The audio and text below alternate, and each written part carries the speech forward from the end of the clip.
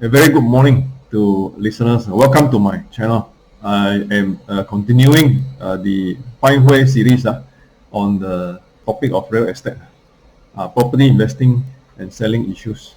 Today's topic, I guess, one of the most important topic for everybody, and likely a topic that not many estate agency people who want to do this topic. For it is something which I guess most people will be interested about, but then yet it is the trade secret. Most likely your agency bosses, principals are not going to talk about this topic to you. Let me begin. Welcome to my channel. I'm Thomas in PA2066. Today's topic, 3% exclusive. Right, today 19th of August 2021.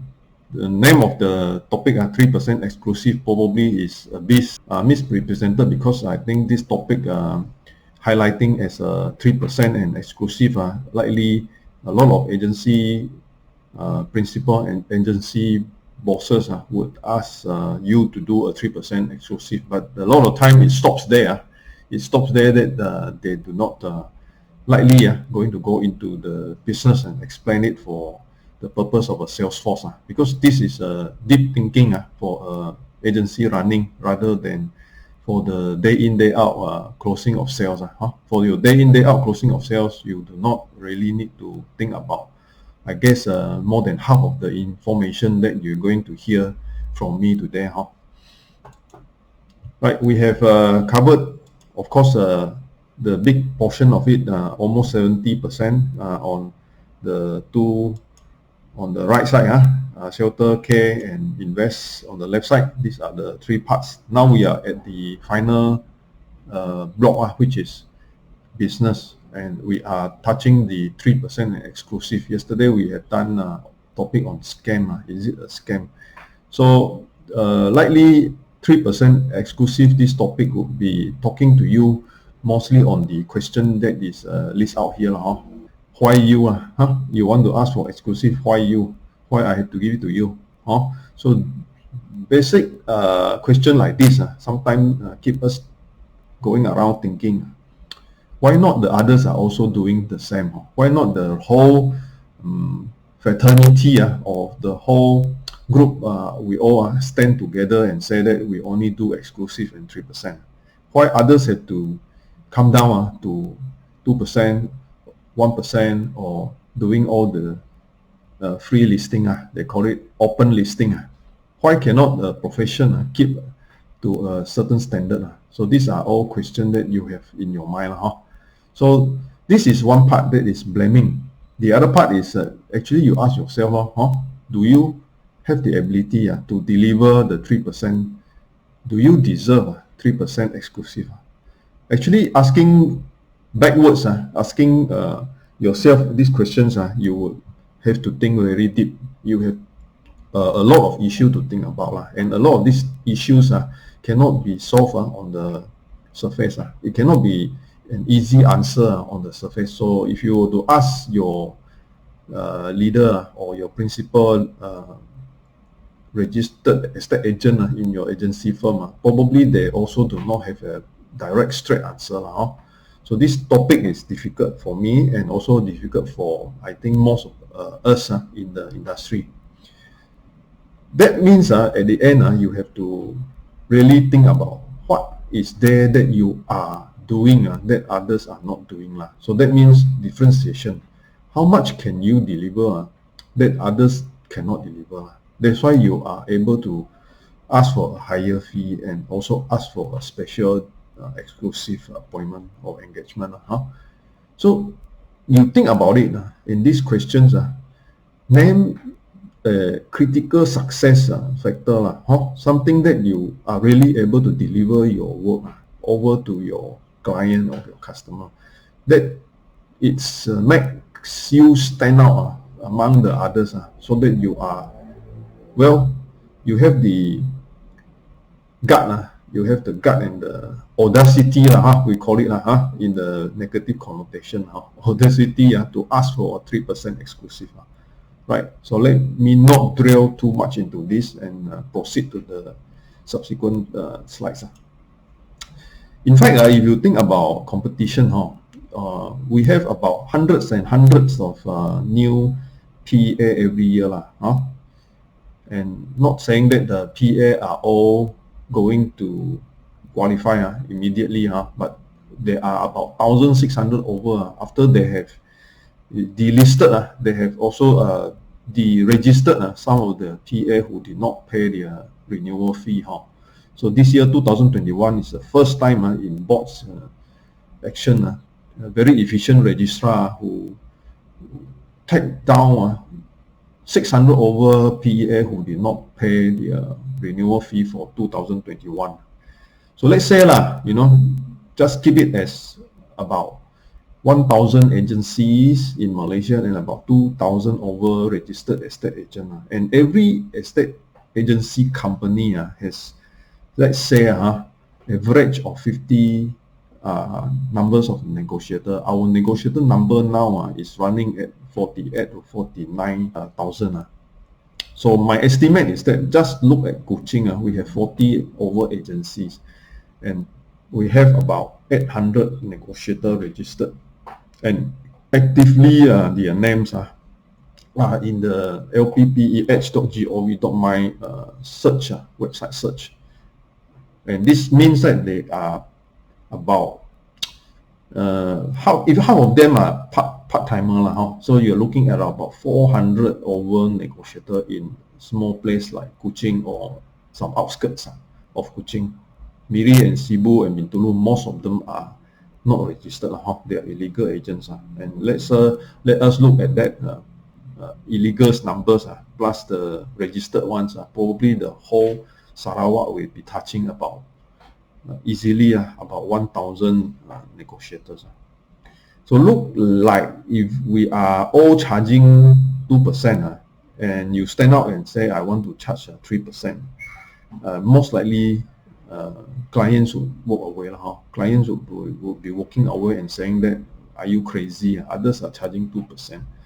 And a lot of time, even for the rental, we are charging 1 month, whereas in the schedule we are allowed to charge 1.25, and not many registered estate agency firm are charging 1.25. So how even to enhance the profession when you say that your fees are coming down, and illegals are listings that probably are getting lesser and lesser because owners and vendors are doing it online themselves. So this brings the topic to this word called involution.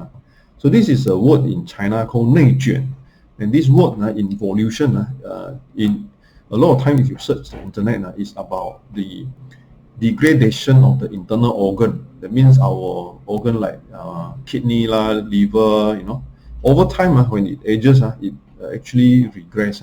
So this involution in the medical term is like system in the body regress. But in this definition from the internet research, involution is the experience of being locked in a competition that one ultimately knows it is meaningless.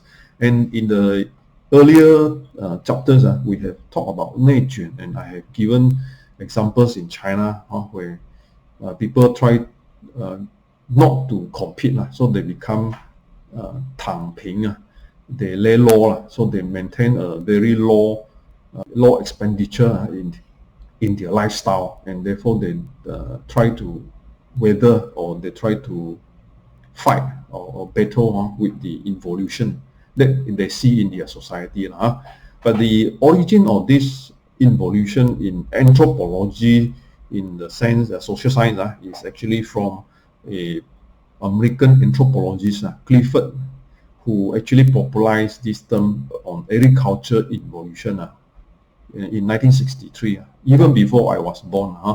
He actually analyzed the crop plantation in Java, whereby population growth during the Dutch colony. And his theory of involution actually said that increasing the labor, when you give more labor, it does not yield proportionally the output. So the crop proportionally doesn't increase in production. Instead, the society actually involutes. So this law of involution or I would term it in economics more like a diminishing returns. When you have more workers in your factory, it doesn't necessarily mean your productivity would increase, because up to a certain level in economics we understand that there is this diminishing return. The marginal return become less because there are less resource for everybody.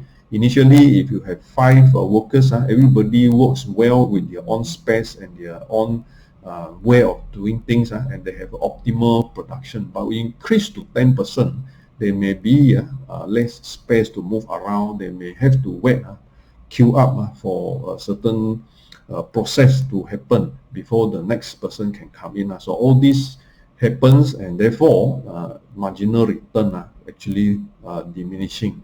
So this is the concept of involution. So I will give you an example in Malaysia. In the beginning, we have actually never had a private car in Grab, so-called e-hailing. E-hailing was a revolutionary new idea, and in the beginning, a lot of people made a lot of money for this Grab, because Grab pay out a lot.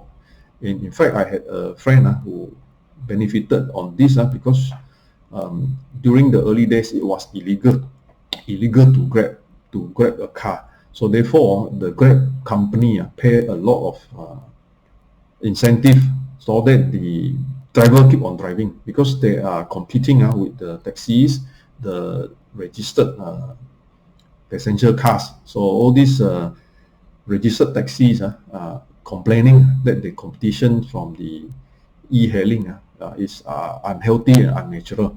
So the government eventually legalized it. So during the later part, there were Grab versus Uber, and we understood that eventually Uber pulled out. So Grab took over, and now they are actually mainly Grab market in Malaysia. So the competition, as we see on the surface, seems to have quieted down, but actually it's not true. In fact, e-hailing now in Malaysia has all these e-hailing companies, and all these e-hailing companies are actually making the competition for Grab. And if they can give you a better rate, why have to go with Grab? You can choose another e-hailing company, because at the end, the car is the same. The same car is going to carry you from A to B, and likely the charges would be competitively lower, because they want to get more passenger to their own network. So there are, as you can see, so many competition in the e-hailing business. So it becomes a derogatory competition, a competition that eventually nobody is going to benefit, because at the end, the driver would drive for any of these e-hailing company and get paid only a marginal advantage to carry on with his livelihood in that sense. So competition like this in a real estate scenario is like everybody is doing the same thing, everyone is having the same condition, and everybody is fighting over a small pie of economic cake to just survive. So this is the problem. So the involution, the nature in real estate is in fact an eroding fee.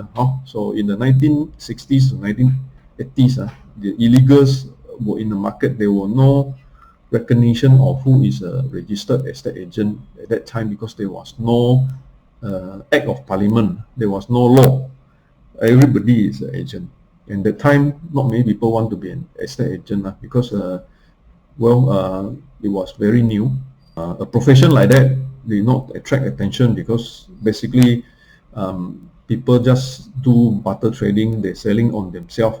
They do not actually have big developers getting the agency to sell. The developers have their own sales office.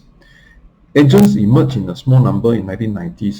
So this eventually brought to the day-to-day. Now we have more than 2,000 registered estate agents in Malaysia. And of course, the negotiators are in hundreds and thousands now, in 48,000, the registration number. This is involution. For when you have involution, everybody is suffering, and the fees comes down. So 3% is a question to ask yourself. What it takes to ask for 3%? How can agency firm or an agent to break away from all this competition. So it has to come from a few of these below. I don't think there is one answer to fit everything. It's not one size fit all. So it's your strategy, and there are others. I elaborate your database. Of course, if you are senior in the industry, you have your database. Field coverage, how far are you going to handle? Maybe in KL, you can even handle up to Seremban or Malacca. But then in a smaller place like in Sandakan, probably you won't be doing until Semporona or Daha Datuk because not many are doing transaction there. So they are quiet kampong, no point of going there. So it's depending on your field of coverage and what are the local situations. Again, about how to be competent and how to be above everyone, above all, so that your service is of higher level, people tend to look for you. Again, how exclusively you are different from others, and therefore how much you can do to satisfy your client. So this is a explanatory process on the agency that I want to write on to explain to you what are the area of estate agency practice that you can think about in your strategy. Let us look at the beginning. When you get an instruction from a client until the thing has been transacted, being a tenancy or being a sales and purchase, at the end is delivering the finished product, the property.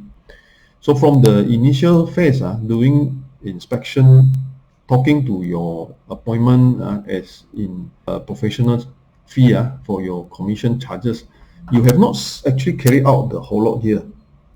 There is like a bubble effect. I call it a bubble effect. Why? Because you come to a barber shop or a hair salon, you have not cut your hair, and yet you have to decide on the charges of this salon. So this salon would give you a haircut, and by the end of the haircut, you only know that are you satisfied with the haircut. So at the beginning, the inspection of the property may give you some information how difficult or easy is to sell this property or to let this property, and that is the point you may have to ask for your professional fee. If you do not, then eventually you may open up to issues that you cannot be paid, you cannot get paid. So this is our difficulty. So in order to negotiate for a good professional fee, you have to sort of tell your client how much of the agency process are you delivering your service. So at times, if you look at the freelance agents, what the freelance agent does is this freelance agent would negotiate for a low fee and then take the particular instruction and then eventually just do a quick promotion and try to quickly exit. So the point of exit is much earlier. They would exit much earlier because they want to take the money, and at the end they are not concerned. In fact, if they get the reputation, a bad reputation in the future, because they are freelance anyway, they are in the job for a temporary period of time. Whereas for a good agent, a legal or more of an agency firm which need to maintain its agency's reputation, they will be trying to gain trust and then try to deliver over a period of time at a consistent level up to a point of completion and delivering the service and get paid. So there are a few more things that is not yet completed if you look at the whole process of handling over until vacant possession. So if an agent were to have a bigger role by helping the client over a longer span of time, longer span of time here means involving various parts until the job is done and beyond the job. beyond the job is a part that a lot of agents are not doing for the purpose that there is, in fact, in law also not necessary, plus in practice, these are parts that is handled by a lawyer. But as you know, the lawyer doesn't really have emphasis.